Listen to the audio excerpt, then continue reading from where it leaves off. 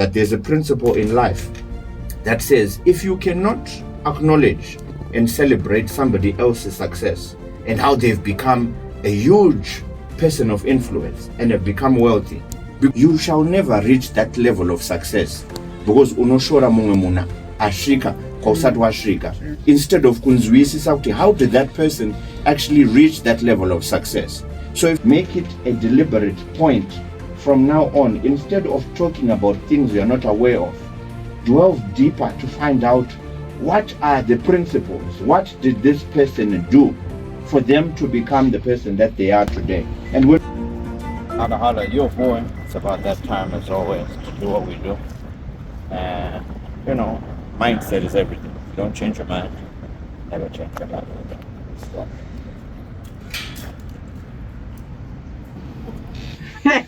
24 minutes before 1 is the time right here on Capital 100.4 FM. Harare Rapid. And of course, the George Billionaire is in the house. But anyway, we ain't gonna get into that. Hi, George.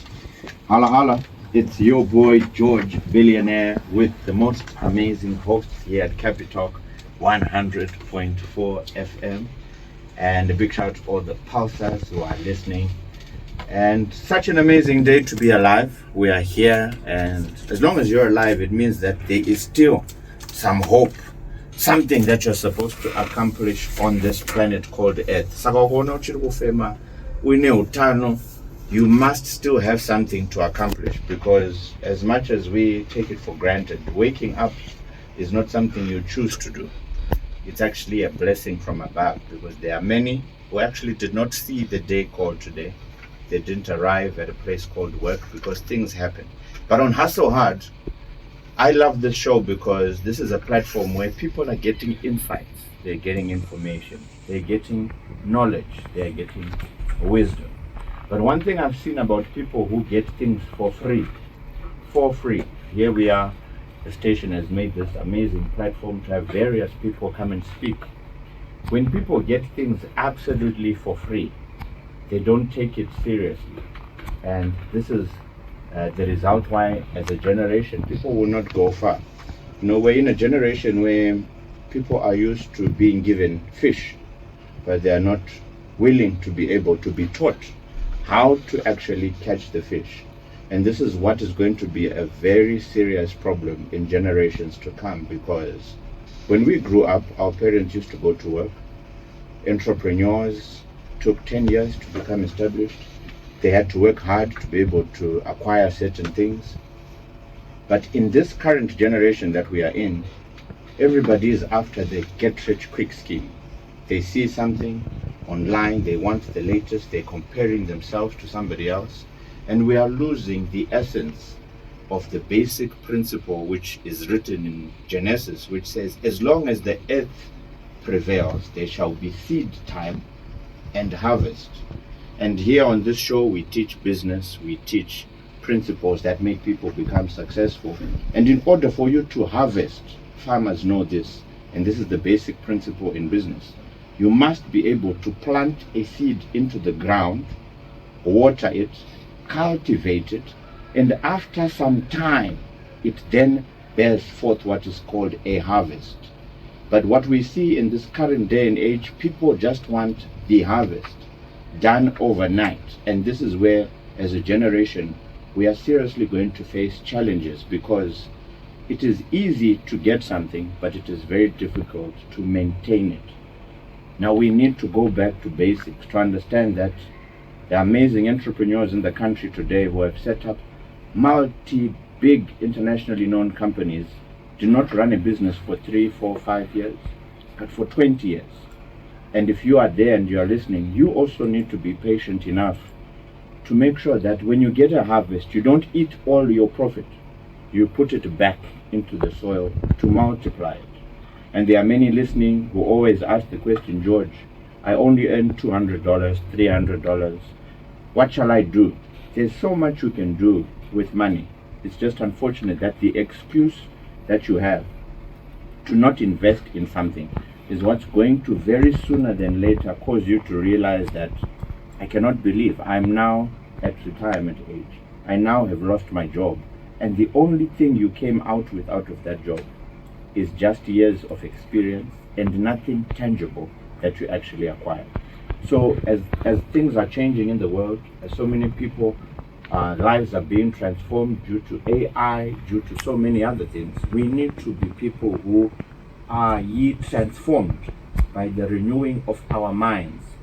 The people who you see making it in the country of Zimbabwe or anywhere in the world only became successful because they made a deliberate choice of not wanting to be poor or average or normal.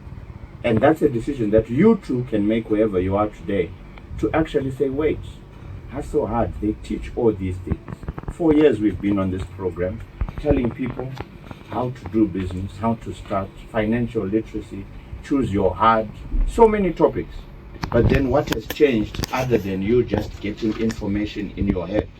There's certain things that we need to practically put into place to change our lives. I'm always grateful for the comments I get of people who've actually done similar things like I did. They've resigned from their jobs. Some have lost their jobs due to restructuring. Some companies closed. And they always say, you know what, you're sure. You've always said this job that I have is not lifetime. I have to make an additional stream of income. And because of that, they started earlier on, and now they are self-sufficient. So it's important wherever you are, let us be people who are just not listeners to this program, but people who actually put things into play, because there's going to come a time where you are like, we heard George on Capital. We heard him telling us what we should do. But majority of people, they just want the same thing that everybody else wants. You want capital, but capital is not going to make you become sufficient if you do not know what to do with the capital. There are people who say, if I just get a car, well, even if you get a car, that car is going to need fuel. What stream of income is going to keep you afloat? So it's important that we understand the basic principle that the farming community does. You put a seed, you water it, you de-weed things from it to make sure it grows. And once you harvest, you put back some seed, and then you can eat some. You don't consume all. But our generation is a generation full of consumers, which is why there's not much we're ever going to change in our lives, because if we're only consuming and not producing and not doing something with the little that we have, we are going to always blame somebody else why we are where we are. You blame the government, you blame this act, you blame politics, you blame the war, you blame everybody. But like I've said many a times, this life that we live, you do not know how long you are on this planet. But when God created you and I, He knew He was creating George to solve a problem in the air conditioning fraternity in the 21st century. He knew He was creating you listening to us now for a specific purpose. And most of us think we are just here on earth by accident, but we are here for a direct purpose. And I can guarantee you, your purpose is just not for you to work for somebody your whole life. That's not it. It's unfortunate, like I always say, you will go to heaven and be shown what you could have become. And you would bed saying, I wish I had just broken out when I heard that program. But you will always be made to believe in your mind that no, there isn't one hour. It's only those people who can associate with the president. It's only those people. But I tell you, all the people who you mock and say, how are they making money? They, just like you, took a more serious approach to saying, you know what? I want to be successful. I want to have wealth. I want to have abundance. And that decision transformed their lives. Because I can guarantee you, today, if you are to meet your local president, whichever country you are in, 2 minutes, there's nothing of value that you can speak to the president about other than asking for money. There's no idea, there's no business that somebody can support you with, because that's how blank you are in terms of bringing in money into your pocket. Most of you right now, if you are to meet with the president and he asks you, what do you want? I can guarantee you 99% of people who do not have any idea of business will ask for money. And if you do get that money, a year later, you're going to be in a far worse off situation, because you don't know what to do with the money that you have. But if you're somebody who has a business, Your Excellency, I run an air conditioning company. I can be able to A, B, C, D for all your... Definitely he can give me an ear compared to you who is asking for money. So my plea to people who are listening to this program is, you must get sick and tired of just relying on your job. What can you do? It's okay even if you're selling tomatoes. It's okay even if you're starting from somewhere. It's very frustrating for me when I meet people and I have to introduce them to other people. And there's no way that somebody else can support you other than you stating where you work. But if you have a business, if you are selling something, at least that's a potential client I'm introducing you to. And that is one thing that you will not benefit from your circle of friends, because they just know she's an accountant at such and such company. So there's nothing directly that they can refer you to that can put money directly into your pocket other than through the organization that you work. So my plea to people is this, and I keep saying this, and my passion is that people understand that one stream of income is not going to get you where you are supposed to go. You must transform your mind to say, you know what, and this is the unfortunate thing about people today, we want to play down the successful people who've made it in this country or anywhere in the world, but we did not understand what they did for them to be there. The people who comment and say all these nasty things about people, if you are to look at them, they are low-life people with nothing that they can actually speak of that they have accomplished. But to those who are willing to learn from those people, what did you do to get close to this business person? What did you do to get close to the president? What did you do for somebody to give you ear about your idea that transformed your life? That's where we should be as people, instead of just hating and posting unnecessary things about people, because as a nation and as a people, we cannot even support our own, but they are celebrated abroad. But locally, the keyboard champions, if you look at the majority of them, like I say, have nothing to their name, but all they can speak of is spite people.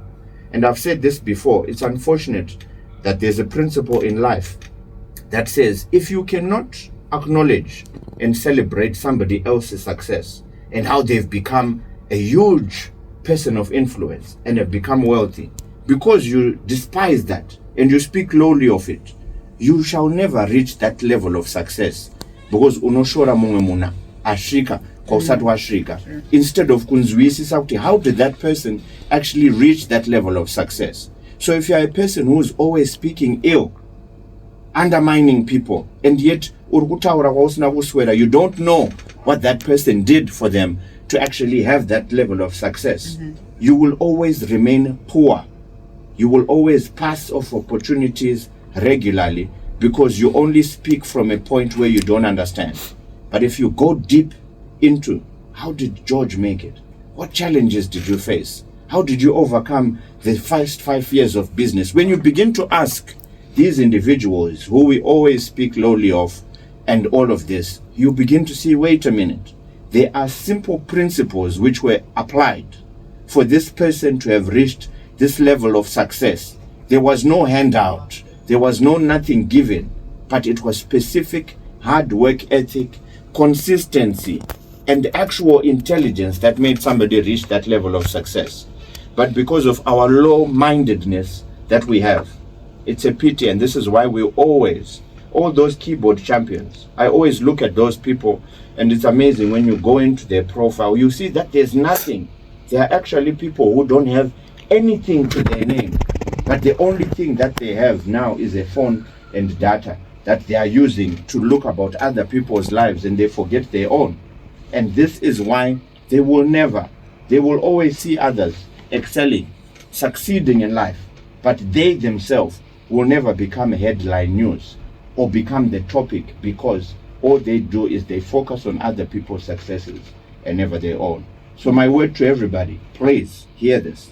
Instead of despising people who have become successful, make it a deliberate point from now on. Instead of talking about things you are not aware of, delve deeper to find out what are the principles, what did this person do for them to become the person that they are today. And when we do that, remember, the quote says, we live and we learn. But most people are just living and criticizing. So you won't learn anything. And most successful people are sponges. They have learned from other successful people. They have sat down and asked the questions I spoke of earlier. How did you do this? When we become like that, as I've said on the show many a time, success leaves clues. If you sit down with successful people, do not ask for money, but ask them how they overcame challenges, how they became the person that they are. What did they deliberately not do? And I can guarantee you, if we do that, we'll become a different generation. Okay. And I can tell you we'll become great. Okay, so building from what you're just saying, we have to ask for advice. We don't have to ask for money, clearly. We're in that back to school season, George. And we have parents that are juggling in between tuition, transport, uniforms, and groceries at the same time. So what's your biggest budget advice for these families that are actually trying to stay afloat financially? I've said this before on the show that, financial intelligence is very expensive, especially from people who are ignorant and want to keep up with the latest trends. We must be able as a family to know what we can do and what we can't do. And I think I've said this, there are people who want to stay up to date with certain things. But remember, we came from a 6-week long holiday. Mm-hmm. We knew that school fees was to be paid. Sure. We knew that there are certain things maybe during the holiday that we needed to not do in order to make sure that fees are paid. It's the same syndrome with December and the disease they call in January. All of that is just lack of discipline, of wanting kufadza vanhu. You want to please so many people. But all of it is simple. All people who live within their means are people who are well disciplined and they make a plan. But as long as you have kids, you do know they're supposed to go back to school. And all it is sacrificing, working harder, doing a little extra. And this is why I keep telling people, as much as we say, yes, things are hard, it's also an opportunity to look at what are the problems that you can solve. $100 invested after 3 months becomes $400, depending on what you're doing. Whatever amount one gets, if you work on it, sooner than later, you'll actually leave your job, seeing what you know, for my salary. But that's a deliberate choice that somebody does. So mine is always to people to say, because I was like one of them all, many years back. In 2012, I used to earn $300. Things were not okay. But I promise you, I wouldn't be where I am today if I did not learn from other successful people. I asked, what did they do? How is business? I'm not a businessman. How can I do this? No, once you start, you manage this. You don't buy yourself this. You delay self-gratification. Chimbomira, wanting to buy yourself all these nice things. Invest into the business. But then majority don't like to hear this. They say, no, I earn X amount. I used to earn $300. But back then, I decided to say, you know what? I want the better things of life. And if I want the better things of life, like people listening today, you have to make that deliberate choice here. But you know what? Everybody, I can name all the successful entrepreneurs in the country. They were just like you, but the only difference is the choices they made and the sacrifices that they deliberately made for them now to be where they are today. Okay, so maybe it might sound like a bit of a repetition, but also I'm thinking, here is someone who's trying, like you said, school fees is not an emergency. It's something that is coming. So here is someone who's trying to build and make sure that they are organized well enough to send their kids to school. I mean, is it realistic to build a business while actually paying fees and handling the real expenses there? There's no better example than myself, because I tell you this, I wouldn't be able to take my kids. I have 5 kids. I wouldn't be able to take them to school. Was I still earning $300? I wouldn't. And this goes back to the simple question I've asked here on the show, that choose your hard now so that you can have an easier life tomorrow. What I deliberately did in 2012 when I started business was to choose something that was hard. And it's hard to start a business. It's not easy to become an entrepreneur. Ask any entrepreneur, it's tough. But then what I did, which was hard there, where people ridiculed, mocked me, dakamira pama robots, ndijipama flyers, people used to laugh at me, all of that. Now, if you look so many years later, I'm now able to do certain things that I could never do back then when I used to earn $300, and that's a choice. So there are many who may say, George, you were fortunate, you were lucky. I don't believe in luck. Luck does not exist in life, right? There's nothing that happens just by luck. Fortune favors those who are brave. Fortune favors those who are willing to do what others are not willing to do. And I've said this before, if you do what others do not do, you also have what others do not have. Saka, if you are in the same boat like others, right, you're also going to reach at the same destination at that time. But the perfect example, we all know the story about Peter and walking on water. Others remained in the boat, but there are two people recorded to have walked on water, right? That's Jesus and Peter, right? Because he did something that all the others were not willing to do because they were scared. Because they said, no, it's impossible. You'll never make it in this economy. You won't ever make it as an entrepreneur.